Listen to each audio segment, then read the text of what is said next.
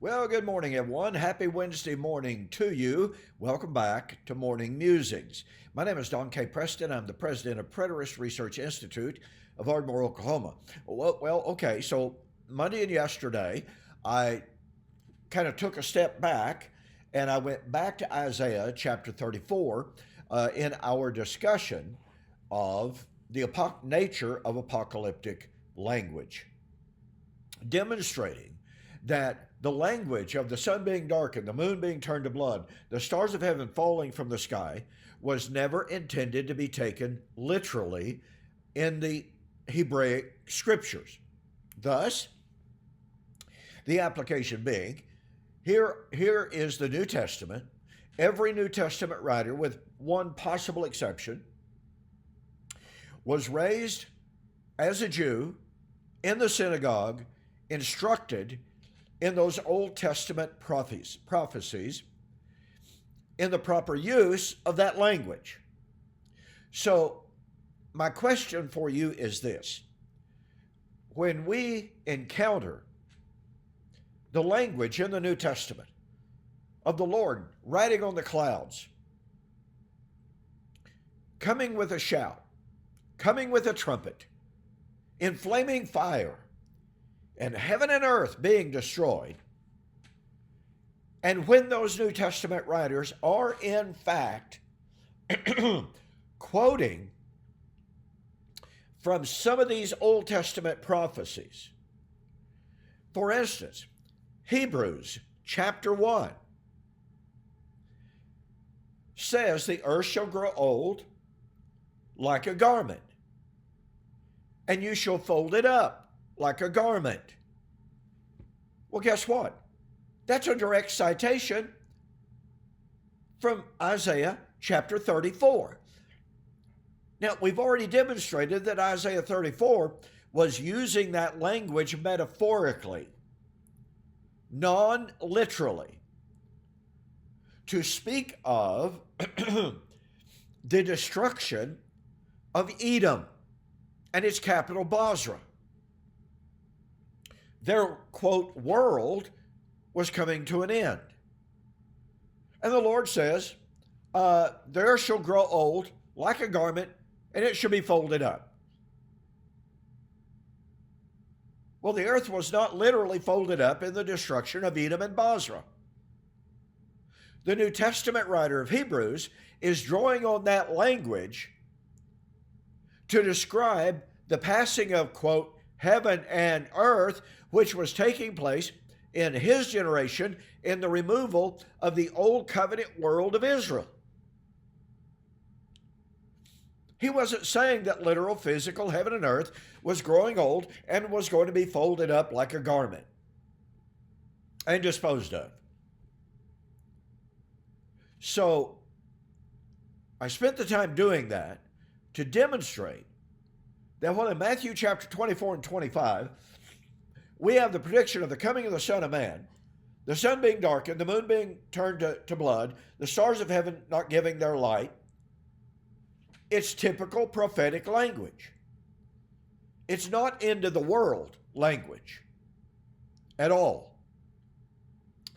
And the coming of the Son of Man on the clouds of heaven of Matthew chapter 25, 31 and following is likewise that very same kind of metaphoric language. In fact, Matthew chapter 25, 31 and following is drawing directly upon Daniel 7, 13 and 14, as virtually all scholars agree. Well, that means that Daniel 7, 13 and 14 was a prediction of Christ coming in judgment. And since the vision of Daniel chapter 7 goes no further than the days of the Roman Empire, that means the vision of Matthew 25, 31 and following could not have been fulfilled at any point beyond the days of the Roman Empire, at the very least. But that's all I got time to say about that. I promised you a couple of weeks ago that I would pay attention to the language of Joel chapter 3. Now remember, I'm demonstrating that the prophecy of Joel 2 and 3 is in fact the prophecy of Matthew 25:31 and following.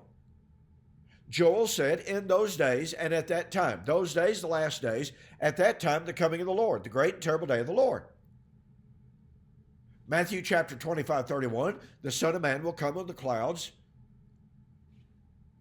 in glory and sit on the throne of his glory. Direct parallels between these prophecies.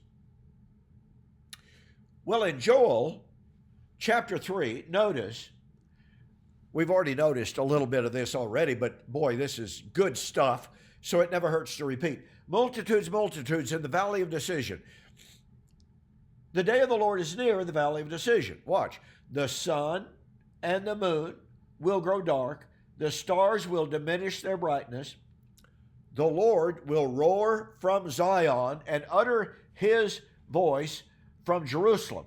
The heavens and the earth will shake, but the Lord will be a shelter to his people and the strength of the children of Israel. So in the day of the Lord would roar out of Zion. The sun and the moon and the stars would be destroyed. Now, let me take note of something very quickly. The majority of commentators believe that when Paul said in Romans chapter 11, 25 to 27, the Redeemer shall come out of Zion, this is my covenant with them when I take away their sin. Most commentators apply that to the second coming, the time of the end, the great and terrible day of the Lord, the coming of the Lord of Matthew 25:31 and following. Okay? So let's connect some dots. Joel chapter 3, verse 15 and 16. In the last days, and at the day of the Lord would roar from Zion. Heaven and earth would be destroyed. But that day of the Lord roaring from Zion, is the time, obviously, of the salvation of Israel. The Lord shall be a shelter to his people and the strength of the children of Israel. This is the salvation of Israel. Well, wait a minute. That would happen in the last days. That's the day of the Lord. But Peter said that the days foretold by Joel were present 2,000 years ago. And you see, the day of the Lord's roaring out of Zion for the salvation of Israel of Romans chapter 11 would be the climax of those last days.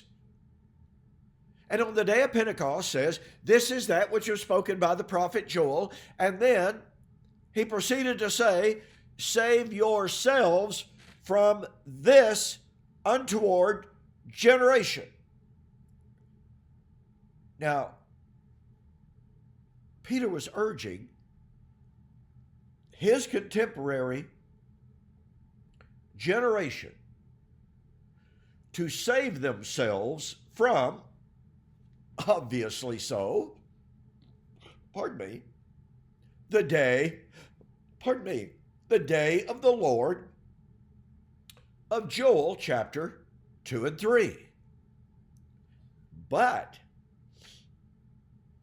the day of the Lord's roaring out of Zion is Romans chapter 11, which in turn is Matthew 25:31 and following.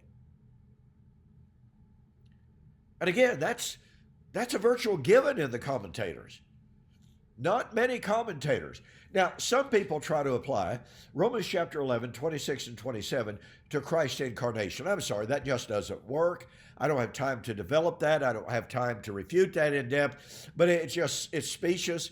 There's no evidence of it. So, the commentators are agreed that Romans 11, 25 to 27 is a reference to the Lord's coming out of Zion for the salvation of Israel. And they believe that coming of the Lord out of Zion for the salvation of Israel is Matthew chapter 25, 31 and following. But once again, that coming of the Lord out of Zion is Joel chapter 3, which will be the climax of the last days, which Peter said were present in his generation.